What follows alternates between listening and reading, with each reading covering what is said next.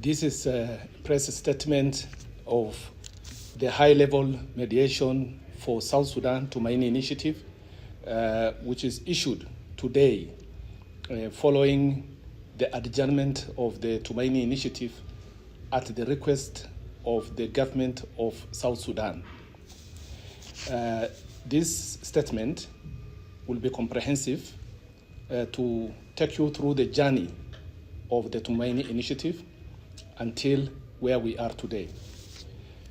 Since May 2024, the Tumaini initiative has been convened in Nairobi, Kenya at the request of His Excellency President Salva Kiir Mayardit of the Republic of South Sudan and His Excellency President William Samoei Ruto of the Republic of Kenya in order to reach out to the holdout groups and other opposition members non-signatory to our axis.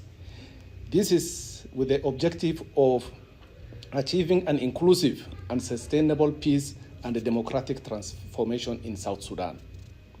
The mediation has been going on for 10 months and has been co-chaired by IGAD and the community of Singidio, who previously held this brief. The 8 Tumaini protocols were developed, and throughout the process of sustained negotiation culminated in these protocols, which are as follows. Number 1, Trust and Confidence Building Protocol, Protocol on Permanent Ceasefire Security Arrangement and Reforms, Protocol on Humanitarian Access and Support, Protocol on Communal Conflict, Armed Civilians and Land Disputes, Protocol on Economic Recovery, Resource and Financial Management, Protocol on Justice Sector Reform, Transitional Justice and Accountability, Protocol on Permanent Constitution-Making Process, and the Protocol on Guarantors. Only the Protocol on Responsibility Sharing was outstanding. Following this agreement, the RT-GONU delegation retreated to Juba for consultation in August 2024, during which time the R-axis was extended for another 2 years. When the RT-GONU delegation returned to Nairobi, it was with a substantially different composition, and therefore negotiation restarted afresh. Finally, following sustained negotiation again in the month of December and January, an agenda was adopted recently, which include, among others, the negotiating parties, the root causes of conflict in South Sudan, the relationship between our axis and the Tumaini protocols, and responsibility sharing.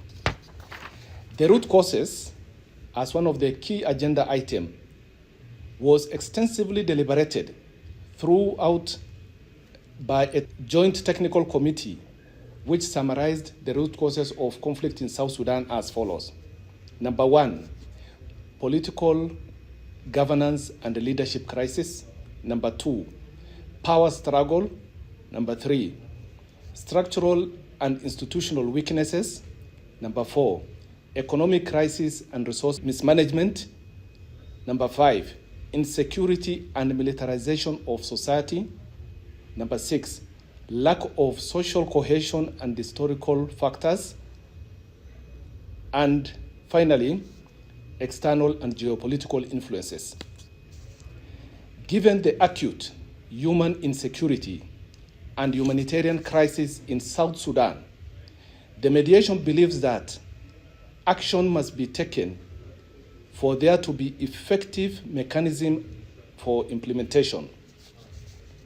The mediation is of the view that there are 3 priority areas of critical importance necessary to end the perpetual transition in South Sudan and usher in a new political dispensation. These priority areas are: 1, the unification of forces and security sector reforms; 2, permanent constitutional making process; 3, the holding of free, fair, credible, and transparent elections. The Artigonu delegation, as we said, requested to adjourn the mediation, despite the fact that this mediation had adopted a sustained and continuous negotiation and mediation process agreed with the leadership in Juba and Nairobi. And the mediation has been going on for the last 10 months continuously, supported in terms of resources, political and diplomatic support by the Republic of Kenya, with some minimal support from the international community. The parties gave us some views and opinions about the relationship between the two, together with, of course, the stakeholders. This is a work in progress, which we'll be able to delve into in details when negotiation resumes again. So we can say we're done with the root causes. Now, when you resume, what are we expecting to be tabled? At least root causes, the parties agreed on key areas which I have outlined for you, and that they have also the technical committee, the joint technical committee of the parties and the stakeholders are also working to get other sub-issues with regards to the 7 issues that I outlined, so that we also try to find out whether these are captured in RXs and the Tumaini protocol. Well, the reason for the adjournment from the government, you can ask them. They requested. But you in consultation with the stakeholders and the opposition, they also have their own opinion about, because the parties expected sustained and continuous negotiation, which has been the methodology of this process from last year. So this is how we were able to arrive at the 8 protocols. Under sustained and continuous mediation, we were able to develop those protocols in record time. So we expected actually to build on the guidance provided by His Excellency President Salva and President William Ruto during their summit in Juba, so that we are able to conclude this process within the. We are past the time that they gave us, but we thought that we will be in a position to give the people of South Sudan this agreement within the month of January. Yes, we provided the program of work. The program of work, of course, is a program of work, a draft program of work, and we thought that within 1 week we'll be in a position to provide substantial progress to the process. But the request of the government came in as we were negotiating, and so we had to adjourn this process. Adjournment is usually the rights of the parties. They can ask adjournment at any given time.